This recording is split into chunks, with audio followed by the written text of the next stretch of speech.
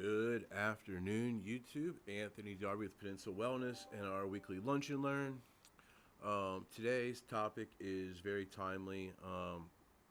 It's come up in several different instances over the last couple of weeks, in both speaking with some medical practitioners and just some of our patients. I think sometimes there seems to be this false analogy that THC and CBD are kind of the same thing, but CBD is just like THC light, like it's like diet THC. Like, oh well, you have something that could be helped by THC, but instead you should just take CBD because it's like THC but without the intoxication effect. And this kind of false nomenclature and the false narrative that they are very similar um, cannabinoids, I think, gives patients a false sense of security, and it kind of paints an inaccurate picture. So, what I'm going to try to uncover today, this will be a short one, probably 10 minutes or so, because I'm going to use lots of big words and abbreviations, and if I go on too long, it'll seem like too much. So, I'm going to try to be as succinct as possible today. I'm going to talk about what is THC, talk about what is CBD, I'm going to talk about how they both work, and then I'll talk about the Entourage Effect, about how our patients that have the highest level of success are not isolating cannabinoids and taking high amounts of them, but are actually doing the opposite. They're actually taking lowest level amounts that they can of full spectrum, getting all the cannabinoids that are appropriate, the different terpenes that are appropriate, and being able to actually use less CBD and THC. I guess before I even get into THC and CBD, let me start with cannabinoids. So, one of the main chemical components in both hemp and cannabis plants are cannabinoids. The two most famous or popular cannabinoids that have the most notoriety are CBD and THC. But there are hundreds of cannabinoids, and there are different variations of cannabinoids, like THC can come in THCA or CBDA. And then there's other cannabinoids like CBN, which is found in hemp and cannabis plants that are good for sleep. CBG, which is linked to gut health. And there's, this could go on and on. But the idea is that when you're thinking about how cannabinoid-based medicine works, it's important that you are aware that it's not just all THC and CBD, that there's other cannabinoids that are equally as important, that are equally as effective in creating health outcomes as THC and CBD. And the more sophisticated the approach, the more that dispensaries like ourselves really lead with terpene and cannabinoid training to our patients, the better and higher likely the success will be for our patients. Let me give you an example, and then I'll kind of dive into THC and CBD. A lot of patients come to us for sleep, okay? And a lot of them will use a high THC product and have instant results. I slept like a champ. I fell right asleep. It gave me couch lock, and then I fell asleep. It was the greatest thing ever. And all they're used to, then they start looking at these high THC products. And a week goes by, 2 weeks go by, and 3 weeks go by, and they're not looking at terpenes.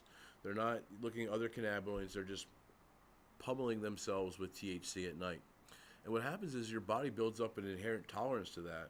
And the effects that you got from maybe let's just use a bong hit, for example. So maybe you came to the dispensary, you said, I'm having problems sleeping. We got you squared away with a THC product, and you went home and you go start medicating with that product, and it works. And so the next week, now it's maybe 2 bong hits to get the same result. Maybe the following week it's 3 bong hits. You start realizing that you need more product to get the exact same result. It's because your body is just being flooded with THC and THC only, and you're continually still keeping an imbalance and an irregulation of your endocannabinoid system. And although it worked in the beginning, you're starting to see the results have changed.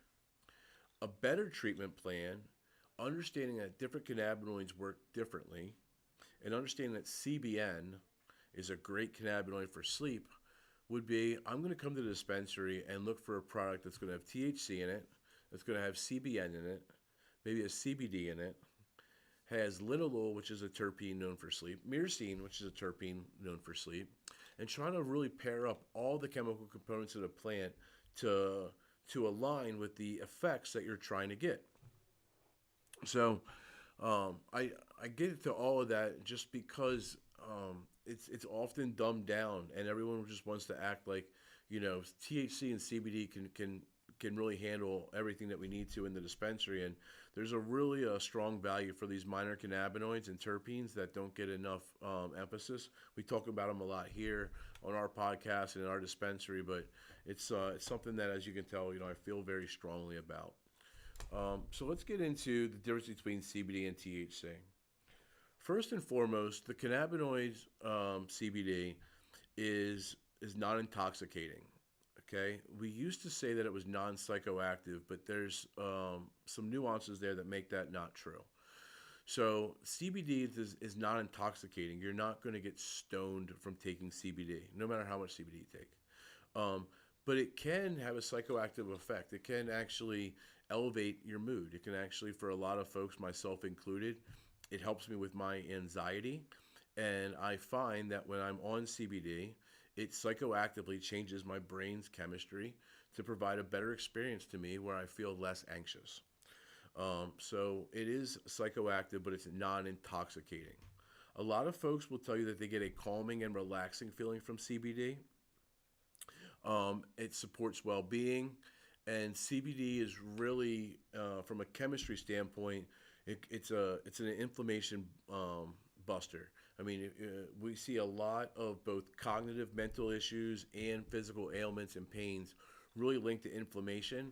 And we know that CBD's ability to battle that inflammation is a huge benefit to the body and why it's so well received. THC, on the other hand, is intoxicating.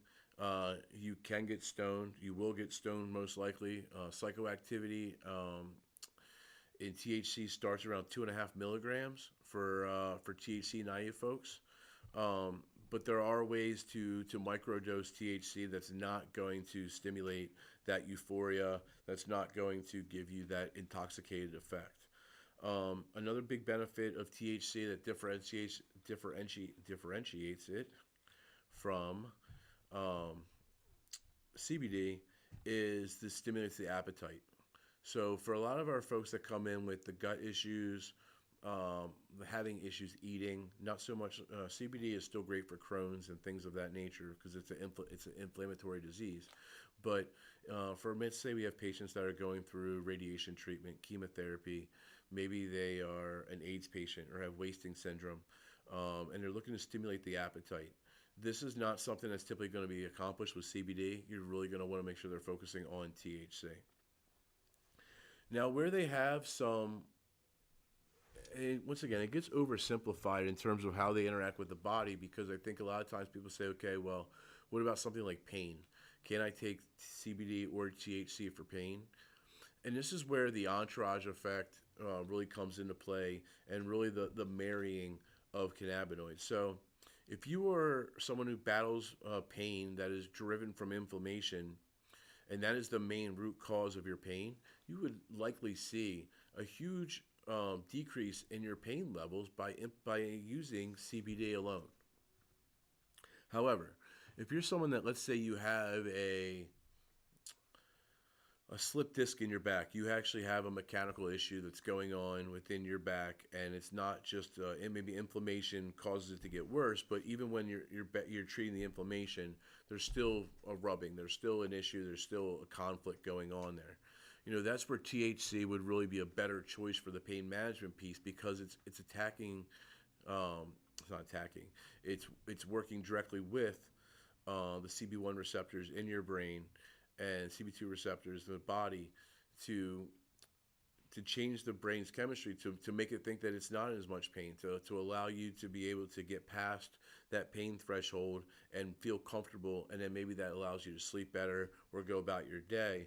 But CBD is going to really battle that inflammation, where THC can actually affect the mind and actually help mitigate some of the pain and root causes that are going on there without being able to solve the root cause itself. And that kind of leads us back into what I mentioned again about an entourage effect and the fact that CBD has a good set of skills that and effectiveness that it can have on its own. And the same goes for THC.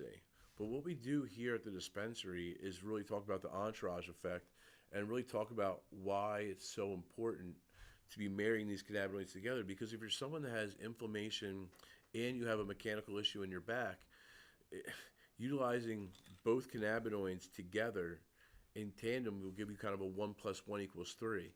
Um, that will allow the CBD to do what it needs to do, the THC to do what it needs to do, but understand that they're working in the body very differently.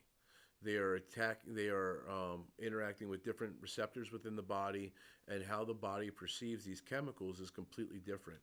So although there is some overlap between CBD and THC, there often is a huge misunderstanding of how they actually operate, and to assume that CBD could handle 90% of what THC can, it just doesn't get patients intoxicated, is really a false position.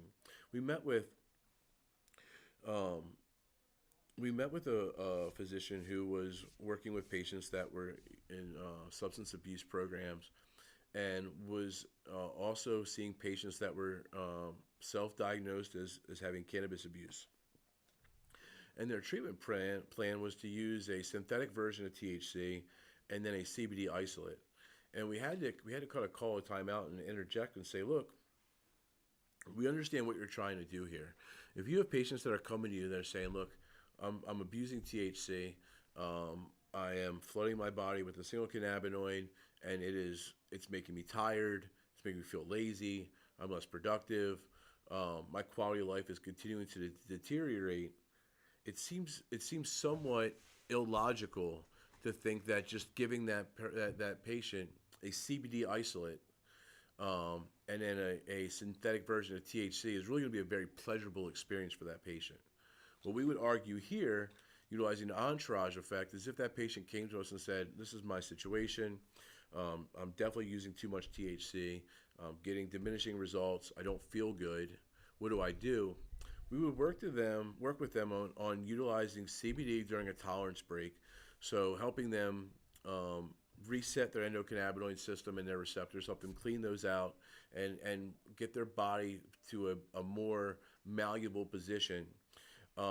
Get those receptors cleaned out so they're more accepting of the cannabinoids we give them, and then get them on a really strong, high CBD, full spectrum regimen that's implementing small portions of THC that we can titrate up and down as we need to. But thinking that two isolated products is going to help a patient that's using too much cannabis, we think is really an odd way of approaching it, as opposed to paring down the THC, letting the body reset itself, and then bringing back a full plant extracts, giving them all the cannabinoids, all the terpenes, and really help mitigating the endocannabinoid system. So takeaways from today are THC and CBD vary differently, but they work incredibly well together. That's the big basis of the entourage effect, is building that puzzle together and getting the cannabinoids working succinctly together. If you have more questions about this is really a great opportunity to reach out to our patient services. Reach out to Donnie Jackson. You can just hit us at contact@peninsulamd.com. You can go to our YouTube or Facebook, Instagram, send us a message there. Reach out, let us know that you have some questions or comments and concerns about how THC or CBD may be affecting you. Let our patient services team reach out and give you a stab at it. We really value those opportunities to help patients. So like, share, comment the video. We will be back next Wednesday with another Lunch and Learn. Anthony Darby, Peninsula Wellness.